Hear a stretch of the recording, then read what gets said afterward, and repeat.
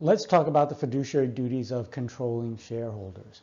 Up to now, we've been focusing on the fiduciary duties of directors and officers. Why? Because they have control in the corporation and they can use that control to benefit themselves at the expense of the shareholders. Now let's talk about the fiduciary duties of controlling shareholders. Why would controlling shareholders have fiduciary duties?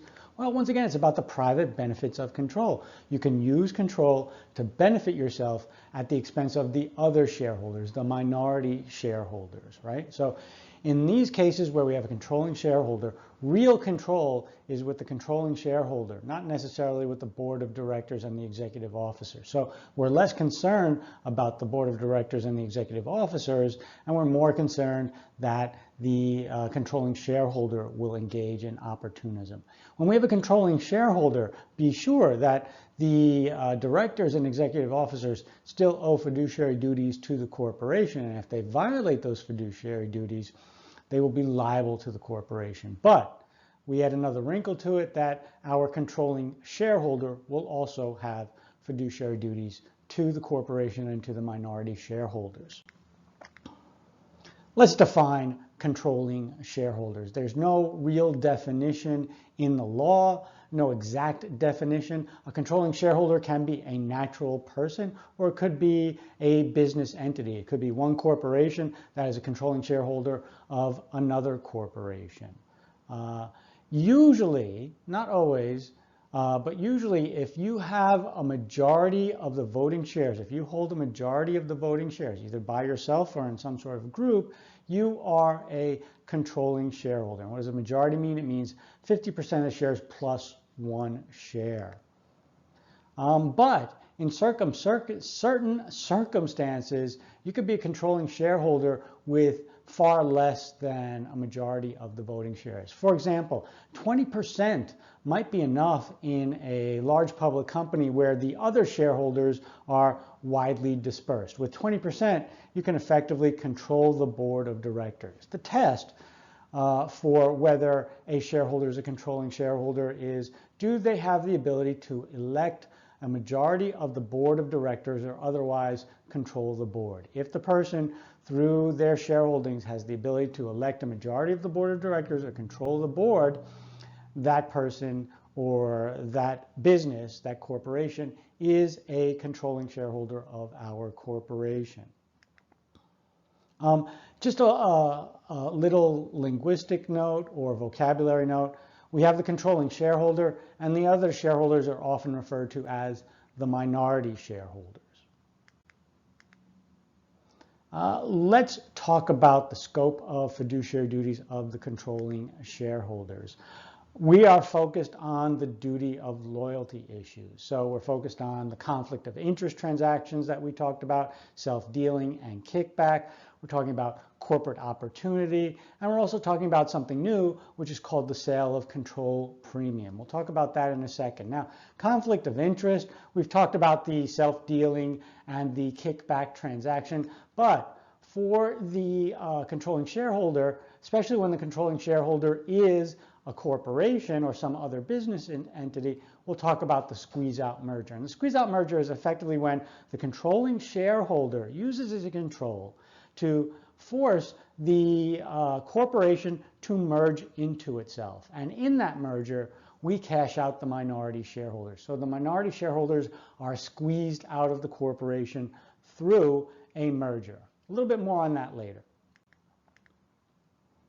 Let's talk about controlling shareholder self-dealing. These fact patterns should look familiar to you. When we talked about the self-dealing of directors and officers, we looked at similar fact patterns. So our controlling shareholder might provide goods or services to the corporation, and that would be self-dealing, or the corporation might provide goods or services to the controlling shareholder, and that would be self-dealing. What type of arguments would the controlling shareholder make? Well, the same type of duty of loyalty arguments that we saw when we discussed the duty of loyalty of directors and officers. The controlling shareholder would say, even though I engaged in self-dealing, it was fair to me for me to do so. The I gave the corporation a fair price and I engaged in fair dealing. Or we can get ratification. Now, because the controlling shareholder controls the board is probably either not disinterested or not independent, and therefore board ratification would probably not be valid. Board ratification of the transaction, of the self-dealing transaction with the controlling shareholder, would not sanitize the transaction. So what we need is shareholder ratification. And because our controlling shareholder is a controlling shareholder, it's not independent, so its vote would not count in the ratification. And so we'd ask for a majority vote of the minority shareholders. We ask the minority shareholders to ratify the transaction, and this is often called a majority of the minority vote. Now, remember when we have ratification, what the consequences are? When you have ratification, the director or officer that engaged in self-dealing is not liable to the corporation. But we note that there might be an alternate, and that is if there's a ratification, the director or officer is not scot-free yet. The complaining shareholder will have an opportunity to prove that the transaction was unfair. Usually we don't use that standard when the fiduciary duty or the duty of loyalty involves director or officer self-dealing, but there is a possibility when we have a case of controlling shareholder self-dealing and we have ratification by the majority of the minority, a court still might give the complaining shareholder a chance to prove that the transaction was unfair. Let's talk about the squeeze-out merger. The idea of a squeeze-out merger is that our controlling shareholder is a corporation, and of course, naturally, the corporation owns a controlling interest in the corporation in question, our corporation. And the controlling shareholder uses its control to force a merger between the companies. So usually the subsidiary, our corporation, merges into the controlling shareholder, and then the corporation no longer exists. In that process, the minority shareholders are cashed out. They are given cash in the transaction. So they are no longer shareholders in the resulting entity. That is called a squeeze-out merger. Naturally, it's self-dealing because we have a transaction with the controlling shareholder and our corporation, and the transaction is a merger. Once again, we want to do fairness review of this transaction, and we'll also ask, did the minority shareholders ratify this transaction? Let's talk about corporate opportunity and controlling shareholders. There's a business opportunity out there. Controlling shareholder itself is a business, and it takes an opportunity. Often, our corporation's minority shareholders, right? We have a controlling shareholder who takes a business opportunity from our corporation, and we argue that this was our opportunity and that the controlling shareholder had a fiduciary duty to us and had to put our interests ahead of its own interests, and it should have left the corporate opportunity for us. Once again, we do a fairness review based on the factors we discussed when we discussed when a director or officer takes a corporate opportunity. We'll also discuss whether the controlling shareholder got ratification from a majority of the minority shareholders when it took the corporate opportunity.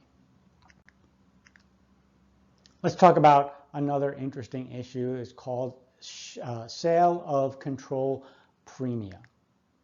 So let's start out with a hypothetical. Let's say that we have a corporation and we have a valuation of it. It's $10 per share. Now, where did I get this valuation from? Well, if it's a public company, then this is what the shares are trading at on the market, $10 per share. If we have a private company, then we have this number from some sort of valuation. But let's just assume it's true that our company is valued at $10 per share. That's the market value of our company.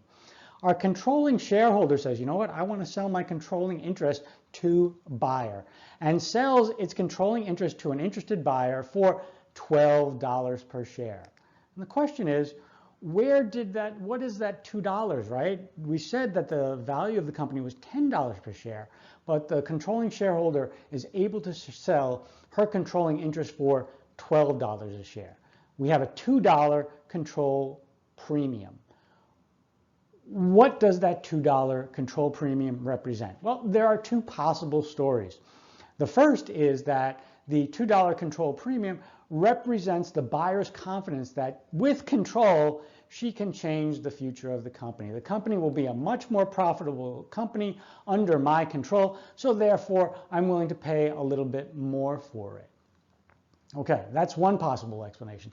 The second explanation is a little bit more devious. It's possible that the $2 control premium here represents how much money the controlling shareholder can divert to herself at the expense of the minority shareholders, right? She could use self-dealing, take corporate opportunities. She could use her control to divert corporate assets to herself at the expense of the minority shareholders. So the question then becomes, can a controlling shareholder sell her control interest for a control premium, or is that a breach of fiduciary duties?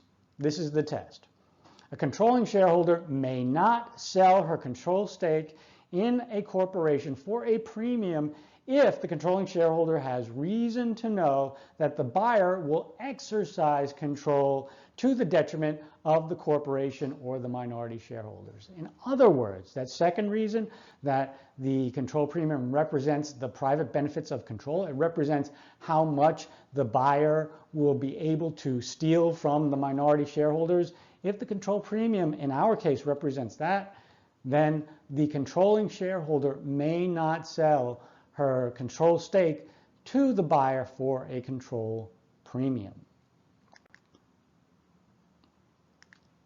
Let's talk about life without minority shareholders. We've talked about the squeeze-out merger, where the controlling shareholder and the corporation merge, and in that merger, the minority shareholders are bought out. They're squeezed out of the company.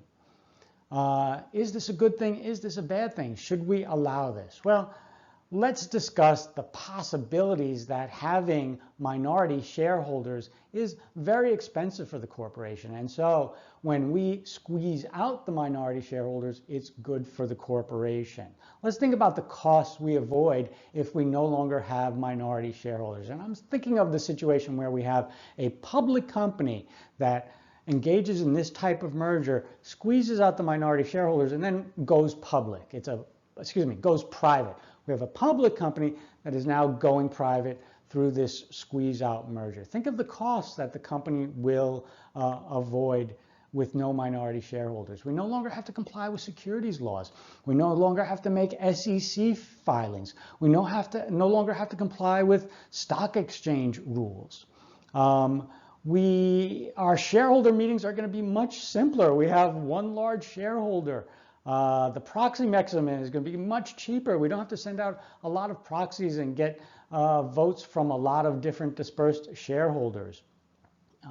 If we don't have minority shareholders, we don't have to make extra efforts to make sure every self-dealing transaction is fair or ratified by minority shareholders. And we avoid shareholder lawsuits by minority shareholders. Imagine that we're the controlling shareholder and we have minority shareholders, and we're really careful to make sure that self-dealing transactions are fair and or ratified by the minority shareholders. That's already costly, but we're always going to have some minority shareholder that's unhappy and is going to sue us, and we might win in court, but that court process is very costly. So the corporation will avoid all these additional expenses that come along with having minority shareholders. So squeezing out the minority shareholders is good for the corporation, but what about the minority shareholders? Well, the idea is that if you pay the shareholders a fair price, and that's the price that represents the future earnings of the company. Remember when we did valuation and we said, well, what is the value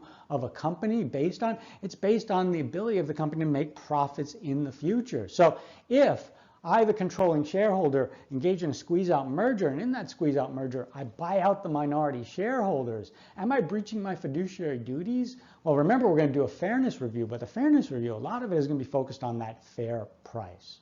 And if I gave the shareholders a price that's the market price that represents the present value of the future earnings of the company, then I have not breached my fiduciary duties.